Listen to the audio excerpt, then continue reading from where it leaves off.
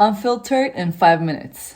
Okay, today I want to talk about the topic astrology, systems, and understanding the truth. So about 3 to 4 months ago, I came across this girl. Her name is Lumi888 on TikTok. And I had myself questioned the whole understanding of astrology. I'm gonna try to make it as good as possible. Okay, bear with me with this like time pressure. However, so I myself had questioned the astrology. Like in the tropical astrology, I am a Scorpio, October 28th, right? And then after like being on this spiritual journey for 26 plus years, looking back, and in the tropical astrology, my moon is Cancer. Looking back into my personality back then, revenge, rage, anger, like all these like emotions. I was like, yeah, I can relate to a Scorpio, but at the same time, is not who I am today with all the work that I've done, right? So pretty much for me and my understanding of astrology was like, well, it's about that it's our blueprint. I see humanity in 3 layers. We have the soul. We have the planets and the stars, and then we have the ancestral lineage, right? These are the 3 that I go by. So my soul has its own voice, and then the body that I receive through the vibration of energy, okay?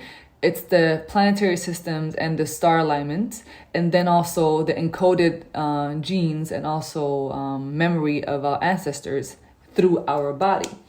And then it can go to the choice of why we are here and yada yada, right?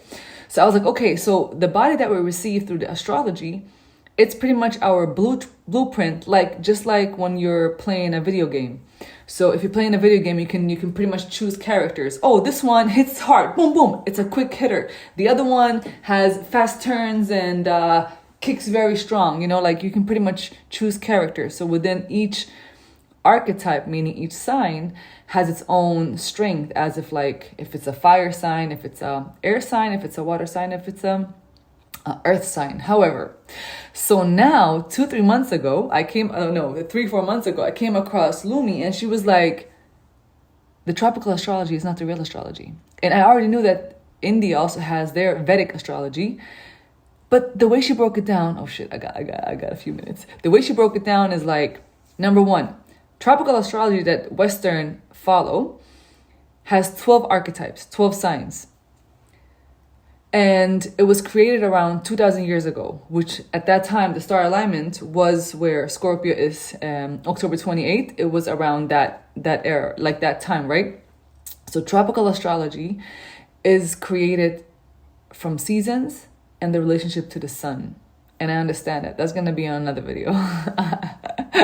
However, so tropical astrology, seasons, and the relationship to the sun. True sidereal astrology, 13 signs, is the actual true alignment of the stars, because the stars shift 1 degree every 72 years. So 2,000 years ago, count 72 years, 1 degree shift. Today, it's a different one. So in the true sidereal astrology with 13 signs, the 13th sign is the Ophiuchus. Ophiuchus is the sign between Scorpio and Sagittarius. It's the black hole. It's the womb. It's pretty much the beginning and the end that they added to Scorpio. However, in true sidereal astrology, I am a Virgo.